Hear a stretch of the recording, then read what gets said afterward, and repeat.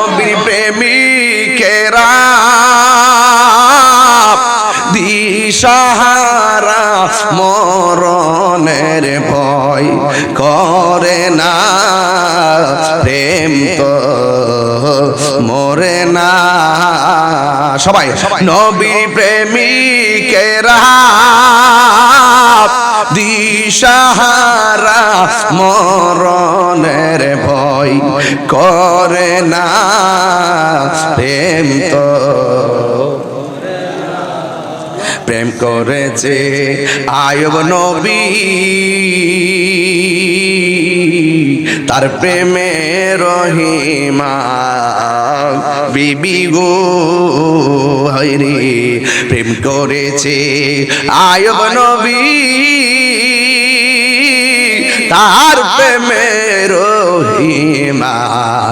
বিবি গো ওরে 18 সাল কি রাখাইলো তবু প্রেম তো সারে না প্রেম তো মরে না হায়রে প্রেম করেছে ইব্রাহিম নবী নমরুদের আগুনে ফেলি ওরে আগুন হইল ফুল বাগিচা পশম নবীর জ্বলে না প্রেম তো মরে না জোরে জোরে কি আল্লাহু আকবার বলা যাবে না নাই আলী আকবর নাই একের পর এক সন্তান চলে যাচ্ছে শহর বানু বলে স্বামী সব শহীদ হয়ে যাইতেছে গো স্বামী আমার 6 মাসের বাচ্চা আলিয়াসগর আমার স্তনের দুধ শুকাইয়া গেছে গো স্বামী একটু পানির জন্য দেখেন না চোখটা খুলতে পারতেছে না ঠোঁটটা শুকাইয়া চৌচির হয়ে গেছে জিহ্বাটা শুকাইয়া উপরে মারির সাথে লেগে গেছে স্বামী বাচ্চারা নিয়ে যান না বাচ্চার সঙ্গে তাদের কোনো অভিযোগ থাকার কথা না কারণ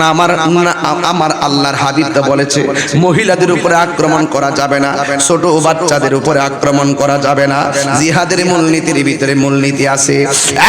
স্বামী আমার ছোট বাচ্চাদের দেখলে হয়তো মায়া লাগতে পারে এবার ইমাম হুসাইন কয় না রে না এরা মুনাফিক মুনাফিকদের অন্তর নরম হয় না ওদের অন্তর বড় শক্ত কথা কোন ঠিক না ইন্নাল মুনাফিকিনা ফিদ-দারকিল আসফালি মিনান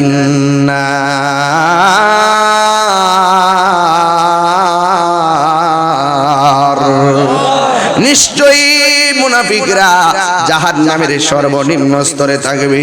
এই জন্য ইমাম হুসাইন শত হইলে তো সন্তান কুলে লইয়া ফুরাতের প্রান্তরে চলে গেল যাইয়া ডাক দিয়ে ফুরাতবাসীরা দেশ না আমার সন্তানটারে একটু পানি দেশ না এবার তারা বলতেছে না না জীবনেও পানি দেওয়া যাবে না পানির বদৌলতে তীর মেরে দেয় এমন একটা তীর মারছে এই তীরটাই কণ্ঠনালী বেদ হলো আরেক কিতাবে এসেছে কলিজাটা ছিদ্র হয়ে বের হয়ে গেল এবার চোখের পলকে ইমাম হুসাইন বলতেছে আমার সন্তানটারে আমি কুফায় নেওয়ার সময় আমার সন্তানটারে ফুরাতের পারে নেওয়ার সময় আমার সন্তান ঠোঁট লড়াইতে পারে না জিহ্বা লড়াইতে পারে না চোখ দুইটা খুলতে পারে না যেই মাত্র গায়ের মধ্যে তীরটা লাগছে ঠাস করে চোখটা খুললা ফেলাইছি আর আমি বাবাকে যেন চোখের পানি চোখের ভাষা দিয়ে বলতেছে বাবা আর পানি পান করা লাগবে না আমি আল্লাহর হাউজে কাউসারে পানি পান কইরা বলাইছি ইমাম হুসাইন সন্তানদের কাদের মধ্যে লইয়া শহর বানুর কাছে নিয়ে গেছে শহর বানু ডাক দিয়ে বলে স্বামী গো দেখছেন আমার সন্তান কেমনে পানি পান কইরা ঘুমায়া গেছে ইমাম হুসাইন ডাক দিয়ে শহর বানু না রে না এই সন্তান পানি পান করে নাই এই সন্তান পানি পান করে নাই ওরা বিষের তীর মাইরা দিছে, মারার ফলে তোমার সন্তান তোমার কাছে আর জিন্দেগিতে আর পানি চাইব না। এই পানি পান না করে এমন ঘুমায় গেছে, ঘুম থেকে উইটা কোনোদিন তোমাকে মা বইরা ডাক দিবে না। ছোট বাচ্চাটারে তারা রেহাই করে নাই। যুবক ভাইয়ের আমার, বুঝতে হবে তাদের শত্রুতা শুধুমাত্র ইমাম হুসাইনের সঙ্গে না, তাদের শত্রুতা ছিল নবীর বংশকে তুলে মুলে ধ্বংস করে দেওয়ার জন্য। কথা কোন ঠিক কিনা? এই জন্য যুবক ইমাম হুসাইন ডাক দিয়া বলে, শহর বানো কান্দো না, কানলে আমার নানা জান বেজার হয়ে যাবে।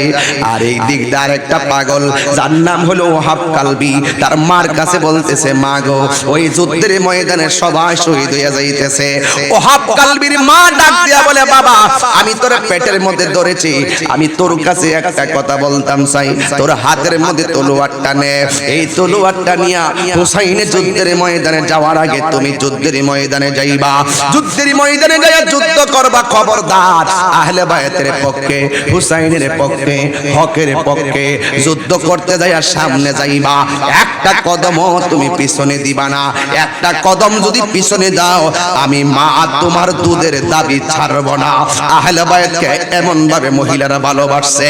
এ আমার বাদেশ্বরের মা, সন্তানগুলোকে পাগল বানান আহলে বায়াতের প্রেমে, পাকে পাঞ্জাতনের প্রেমে পাগল বানান। এবার ওই ওয়াহাব কালবি হাতের মধ্যে তলোয়ারটা লইয়া সোজা চলে গেছে কারবালার ময়দানে। ডানে শত্রুর অভাব নাই, বামে শত্রুর অভাব নাই, সামনে এমন ভাবে ধাও মারছে, কিন্তু ওয়াহাব কালবি পিছনে যাইতেছিল। কিন্তু হঠাৎ দুইরা মার কসমের কথা মনে হয়ে গেছে, একটা কদম পিছনে যাইতে যায়, আবার তিনটা কদম সামনে দিছে। আমার মা না আমাকে বলছে আহলে বায়াতকে হৃদয় দিয়ে ধারণ করা লাগবে, এটা নাকি আল্লাহর সিদ্ধান্ত। এবার হকের জন্য সে সামনে গেছে, বীরের মতন সামনে যাইতে, একটা বিয়াদব তাহার গলার মধ্যে এমন জোরে একটা কূপ মারছে, দেহ থেকে কল্লাটারে টুকরা করে আলাদা ফালাইয়া চুলের মধ্যে কল্লাটারে দইরা ওয়াহাব কালবির মায়ের কাছে নিয়ে গেছে। ওই বিয়াদবটা ওয়াহাব কালবির মারে ডাক দিয়া কয়, হ্যাঁ মহিলা, তোমার একমাত্র সন্তানটারে বিয়া করাইয়া কয়েকদিন সংসার করতে পারলো না, এই সন্তানটারে দুধের কসম দিয়ে মারি খাওয়াইলা, নাও তোমার সন্তানটা নাও। যেই মাত্র কাটা কল্লাটা মা দেখছে, আরে আমি তাহিরি যদি বাদেশ্বরে কেউ কল্লা কাটতে ফালায়, আমার মা যদি কল্লাটা দেখে, আমার মা কিন্তু চোখের পানি ফালায়া কানবে, আল্লাহ গো বইয়া মা বেহুশ হইয়া যাইব। কিন্তু ওয়াহাব কালবির মা কি করছে জানেননি? যেই মাত্র ওয়াহাব কালবির কাটা কল্লাটা দিছে, ওয়াহাব কালবির মা মুস্কি মুস্কি হাসতেছে। ওরা জিজ্ঞাসা করে, ওয়াহাব কালবির মা তুমি একটা নির্দয়া মা, তুমি একটা অপয়া মা, তুমি কেমনে সন্তানটারে দুধের কসম দিয়ে মারি খাওয়াইয়া আবার তুমি মুস্কি মুস্কি হাসতেছো? ওয়াহাব কালবির মা বলে, আমি কি হাসতাম না তো কানতাম নি? আমি তো হাসবই, কারণ কি জানোনি? কারণ একটু আগে আমি ছিলাম শুধুমাত্র ওয়াহাব কালবির মা, আর এখন আমার আল্লাহ আমারে হাসরের ময়দানে শহীদের মা কইয়া ডাক দিব। আমার মতো সৌভাগ্যবতী আর কে আছে? যাও যাও, আমার সন্তানের ইন্তেকালে আমি বড় খুশি। কয় নাও নাও তোমার সন্তানটারে স্মৃতি হিসাবে কবর দিয়া রাইখা দাও, তাইলে স্মরণ করবে। ওয়াহাব কালবির মা ওয়াহাব কালবির কল্লাটারে এইভাবে দুইরা হাতের মধ্যে নিয়া এমন জোরে একটা ডিল মারছে, ডিল মাইরা ফালায়া দিছে। এবার ওরা বলতেছে, তুমি কেমন মা, সন্তানের কবর দেওয়ার জন্য তুমি চাইলা না? ওয়াহাব কালবির মা বলছে, আমি কবর দিব কেন,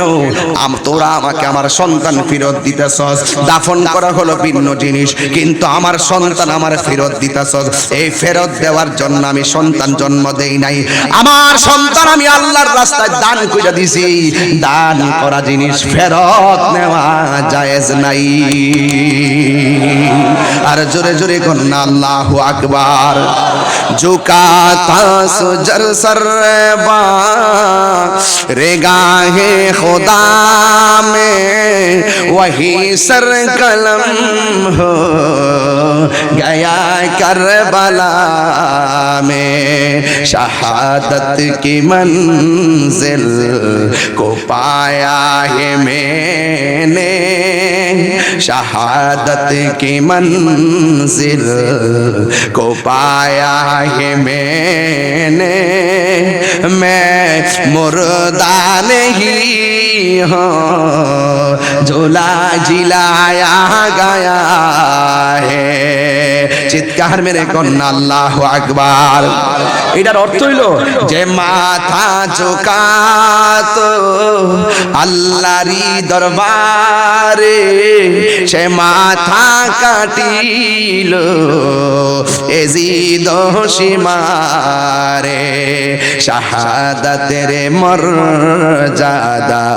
লাভ করেছি আমি মরেছি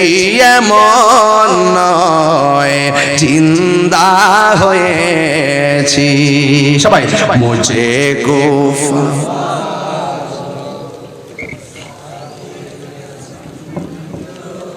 मुझे शिकन शिकन मुझे कोफा वालो मुसाफिर न समझो मैं आया नहीं हूँ बुलाया गया हो कि मेहमान बना कर सताया गया हो पासा नहीं हो पिलाया गया हो চিৎকার মেরে কি আল্লাহু আকবার বলা যাবে না নাই নাই সব শহীদ হয়ে গেছে একমাত্র হুসাইন রাদিয়াল্লাহু তাআলা আনহু হাতের মধ্যে তলোয়ারটা নিয়ে যুদ্ধের ময়দানে চলে গেলেন ঘোড়ার উপর ওইটা তিনি যুদ্ধ শুরু করলেন কিন্তু উনাকে গায়ের মধ্যে অসংখ্য তলোয়ারের আঘাত মারছে অসংখ্য বর্ণমের আঘাত মারছে মারার পর ডাক দিয়া কয় শুন শুন আমার মারবি আমার কোনো আপত্তি নাই কিন্তু আমার একটু সময় দে আমি 2 রাকাত নামাজ আদায় করব চিৎকার মেরে কি আল্লাহু আকবার বলা যাবে না আমি 2 রাকাত নামাজ পড়ব আমার বাদেশ্বরের বাবা এতগুলা তলোয়ারের আঘাত লইয়া ওই ইমাম হুসাইন নামাজ ছাড়ে নাই এইজন্য আমরা যদি নিজের হুসাইনি মুসলমান দাবি করি আপনারা জবান খুলে কোন আমরা নামাজ চাই কি চাই না আর জোরে বড় চাই কি চাই না এই রমজান মাস এসেছে নামাজে দাঁড়ায়া যান একদিন চলে গেলে বুঝবেন দিনটার দাম কত শুধুমাত্র মুখে মুখে নবীরে ভালোবাসি বললে চলবে না শুধুমাত্র হুসাইন হুসাইন কইলে চলবে না ইমাম হুসাইন যে আদর্শ দিয়া গেছে এই আদর্শের বাস্তবায়ন আমাদের সমাজে দরকার আছে না নাই এই জন্য আমার যুবক ভাইরা ইমাম হুসাইন রাদিয়াল্লাহু তাআলা আনহু ডাক দিয়া বলেন ও কারবালার বাসী আমার একটু সময় দে আমি 2 রাকাত নামাজ আদায় করব এরপরে তিনি তীরের আঘাত বল্লমের আঘাতে রক্তাক্ত শরীর লইয়া তিনি 2 রাকাত নামাজে দাঁড়ায়া গেছে যেই মাত্র দাঁড়ায়া গেছে নামাজটা শেষ করলেন কাফেররা বলতে বেয়াদবরা বলতেছে হুসাইন এতদিন তুমি নামাজ পড়ছো দেরি কইরা নামাজ পড়ছো আজকের নামাজটা কেন তুমি শর্ট কইরা পড়লা ভাই আজকের নামাজ যদি আমি লম্বা কইরা পড়ি তাইলে তোরা বলবি নবীর নাতি হুসাইন মরণের ডরে নামাজটারে লম্বা করেছে কথা কোন ঠিক কিনা আকাশে কান্দে বাতাসে কান্দে কান্দে দরিয়ার পানি